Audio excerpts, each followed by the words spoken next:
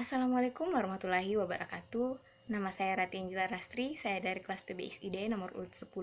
Pada hari ini saya akan menjelaskan tentang mekanisme artikulasi serta bunyi segmental dalam bahasa Indonesia, baik itu pada vokoid maupun kontoid. Nah, yang pertama adalah mekanisme artikulasi. Nah, mekanisme artikulasi adalah alat ucap yang bekerja atau bergerak dalam proses pembuatan bunyi bahasa. Nah, dari kriteria tersebut, bunyi bahasa dapat digolongkan sebagai berikut. Yang pertama adalah bunyi bilabial, yaitu bunyi yang dihasilkan dari keterlibatan bibir labium atas dengan bibir labium bawah, dan bibir labium bawah sebagai artikulator yang menyentuh bibir atas sebagai inti dari artikulasi. Nah, contohnya itu pada huruf P, B, M, dan W. Nah, yang kedua adalah bunyi labiodental. Adalah bunyi yang dihasilkan dengan keterlibatan bibir labium bawah dengan gigi dentum atas. Nah, bibir bawah sebagai artikulator yang menyentuh gigi atas sebagai inti artikulasi. Nah, contohnya itu adalah pada huruf F dan V. Yang ketiga adalah bunyi apikodental.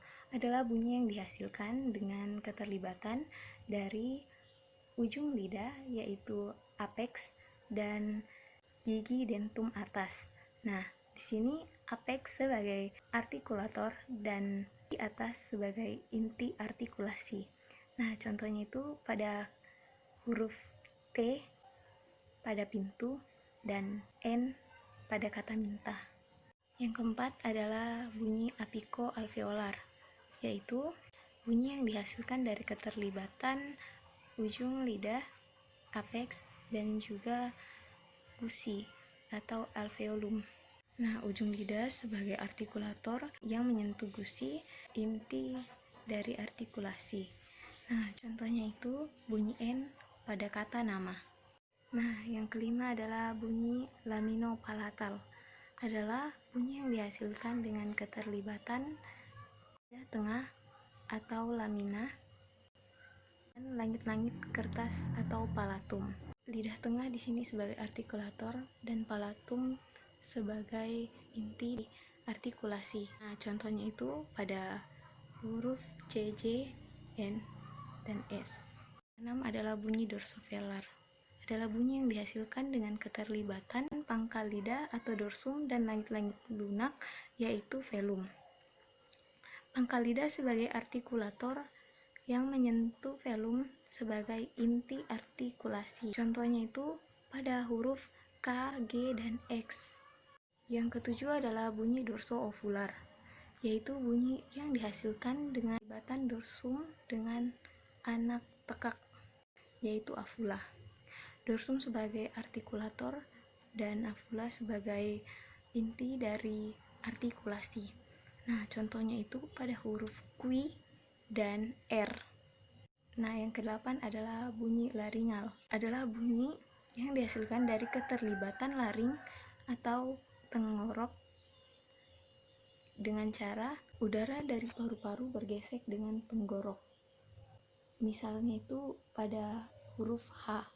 Yang kesembilan adalah bunyi glotal, yaitu bunyi yang dihasilkan oleh keterlibatan lubang atau celah glotis pada pita suara. Pita suara menutup rapat glotis sehingga terjadilah bunyi glotal. Nah, misalnya ini pada kata hamzah. Yang selanjutnya adalah deskripsi bunyi segmental dalam bahasa Indonesia. Bunyi segmental bahasa Indonesia yang diucapkan seorang penutur sangatlah sebenarnya bervariatif, tetapi paling tidak dapat dideskripsikan sebagai berikut. Nah, huruf bulat itu O dan U, sedangkan yang tidak bulat adalah A, I, dan E. Nah, adapun juga plosif, yaitu artikulasi dalam mulut. Selanjutnya adalah frikatif, adalah gugusan konsonan. Nasal adalah bantuan konsonan melalui rongga hidung. Nah, selanjutnya adalah bunyi vokoid. Nah, pada kata bila, bunyi I dengan ciri tinggi, depan, dan tidak bulat. Pada kata adik, bunyi I agak tinggi tapi tidak bulat. Pada kata ide, pada bunyi E, posisinya di tengah, di depan, dan tidak bulat.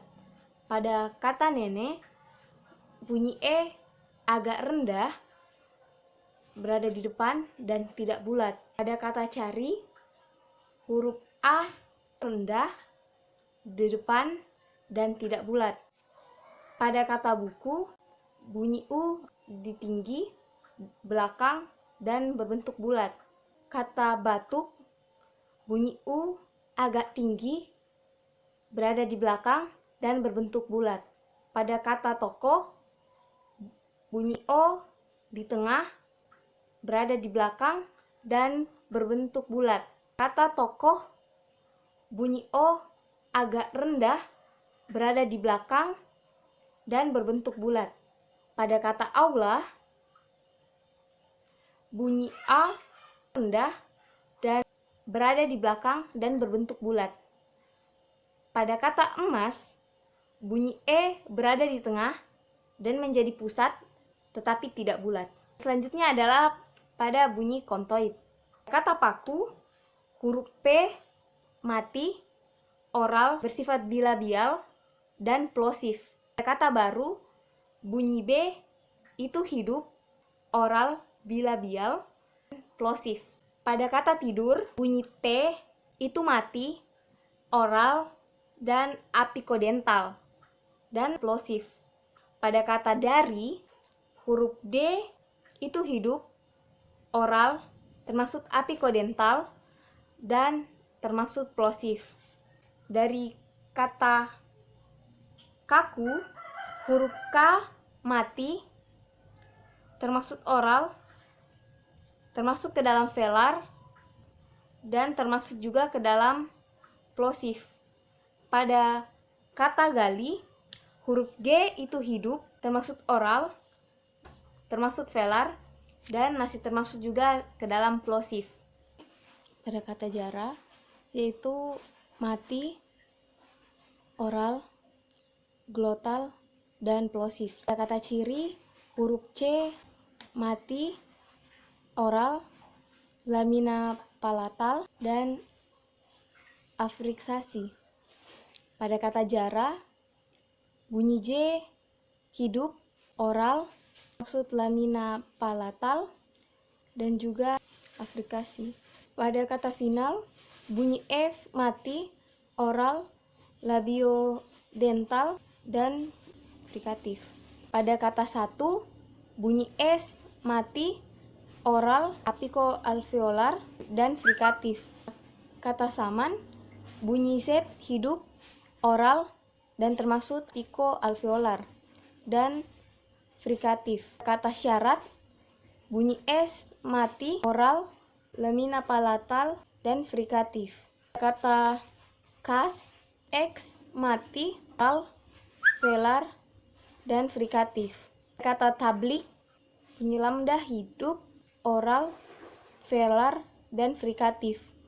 Pada kata tahan, bunyi H mati, oral, laringal, frikatif. Pada kata lama, bunyi L hidup, oral, apikoalveolar, dan tril. Kata makan, bunyi M hidup, oral, bilabial. Pada kata minta, bunyi N hidup, nasal, dan apikodental. Pada kata tanam, bunyi N hidup, nasal, apikoalveolar. Kata nyala, huruf N hidup, nasal, dan lamina palatal. Pada kata ngilu, bunyi N hidup, nasal, dan velar. Pada kata waktu, bunyi W mati, oral, dan bilabial. Pada kata yatim, bunyi Y mati, dan laminopalatal. Sekian dari saya, kurang dan lebihnya mohon dimaafkan. Terima kasih. Wassalamualaikum warahmatullahi wabarakatuh.